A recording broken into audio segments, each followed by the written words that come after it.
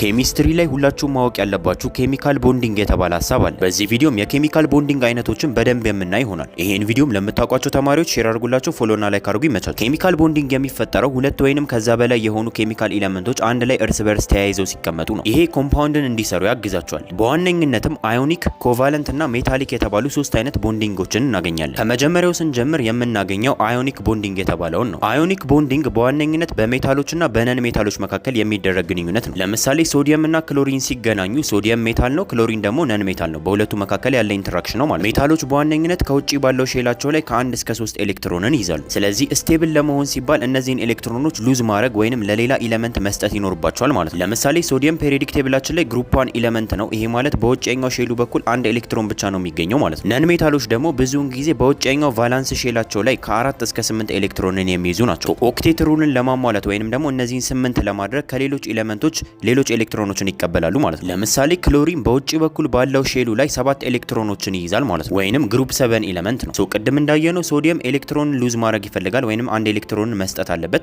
ክሎሪን ደግሞ አንድ ኤሌክትሮን መቀበል አለበት ማለት ነው። ሶዲየም አንድ በመስጠት ክሎሪን ደግሞ አንድ በመቀበል እርስ በርስ ተያይዘው የሚቀመጡልን ይሆናል። ሶዲየም ኤሌክትሮንን ስለሰጠ ፖዚቲቭ አየን ይሆናል፣ ክሎሪን ደግሞ ኔጌቲቭ አየን ይሆናል ስለተቀበለ ማለት ነው። ኤሌክትሮንን የሚሰጡ ሜታሎች ሁልጊዜም ፖዚቲቭ አየን ሲሆኑ የሚቀበሉ ደግሞ ኔጌቲቭ አየኖች ይባላሉ።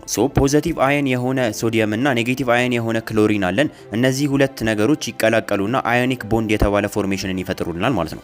በእንደዚህ አይነት ኤሌመንቶች መካከል የሚፈጠርን ቦንድ ነው አዮኒክ ብለን የምንጠራው። በኔጌቲቭ እና በፖዚቲቭ ቻርጆች መካከል የሚፈጠር ቦንድ ነው ብለን መውሰድ እንችላለን። አንድ ላይ ሲቀላቀል በጣም ትልቅ የሆነ ላቲስ ስትራክቸር የተባለ ነገርን ይሰራል። ፖዚቲቭ እና ኔጌቲቭ ቻርጆቹ በአዮኒክ ውስጥ ያሉት ማለት ነው እርስ በርስ ስለሚሳሳቡ እነዚህ አዮኒክ ቦንዶች በጣም ጠንካራ ናቸው። ኦፖዚት ቻርጆች ስለሆኑና ቦንዶቻቸው ጠንካራ ስለሆኑም እነዚህን ቦንዶች ለመስበር በጣም ብዙ ኢነርጂን ይወስድብናል። ሜልቲንግ ፖይንታቸው፣ ቦይሊንግ ፖይንታቸውን በጣም ከፍተኛ ነው። በሁለተኛ ላይ የምናገኘው የቦንዲንግ አይነት ደግሞ ኮቬለንት ቦንዲንግ ይባላል። ይሄኛው ደግሞ እንደ ቅድሙ በነን ሜታልና በሜታል መካከል ሳይሆን በሁለቱም በነን ሜታሎች መካከል ነው የሚፈጠረው። ሁለቱም ኤሌመንቶች ነን ሜታል ናቸው ማለት ነው።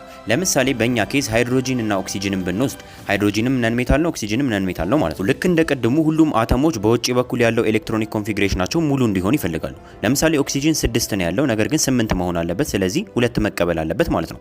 ሃይድሮጂን ደግሞ 1 ነው ያለው፣ 2 መሆን አለበት አትሊስት ሚኒመም ማለት ነው።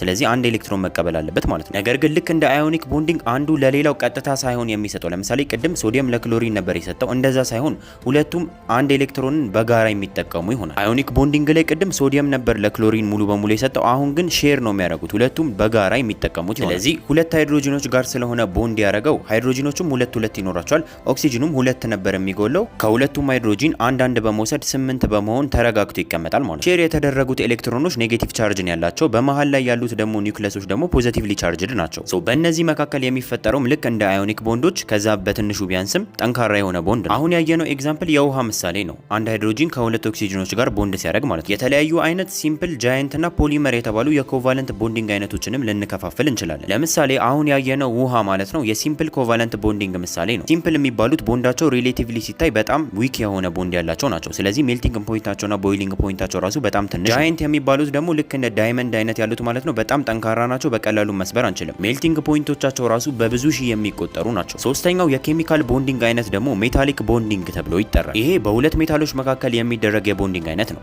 ለምሳሌ አይረንን በምናይበት ጊዜ በውጭ በኩል 2 ኤሌክትሮኖች አሉ። ነገር ግን በጋራ ከሌሎች አይረን አተሞች ጋር በመቀላቀል ቦንድ በማድረግ አብረው የሚሆን ይሆናል። እነዚህ ሼር የተደረጉት ኤሌክትሮኖች ዲሎካላይዝድ ኤሌክትሮንስ ሲባሉ ልክ እንደ ባህር ማለት ነው ዝም ብለው ፍሎ የሚያደርጉ ናቸው። ይሄ ሜታሎች ኤሌክትሪክሲቲን የሚያስተላልፉበት ዋነኛው ሪዝን ነው። ኤሌክትሪክም በእነዚህ ሜታሎች ውስጥ አልፎ የሚሄደው በእነዚህ ዲሎካላይዝድ ኤሌክትሮኖች ይሆናል ማለት ነው። ይሄ ቦንዲንጋቸውን በጣም ጠንካራ ስለሆነ በጣም ሃይ ሜልቲንግ ፖይንት እና ሃይ ቦይሊንግ ፖይንት ያላቸው ናቸው።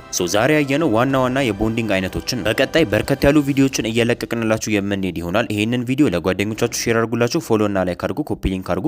በኋላ ተመልሳችሁ እንድታዩት ፌቨራይት ውስጥ ከተቱት። ይመቻችሁ።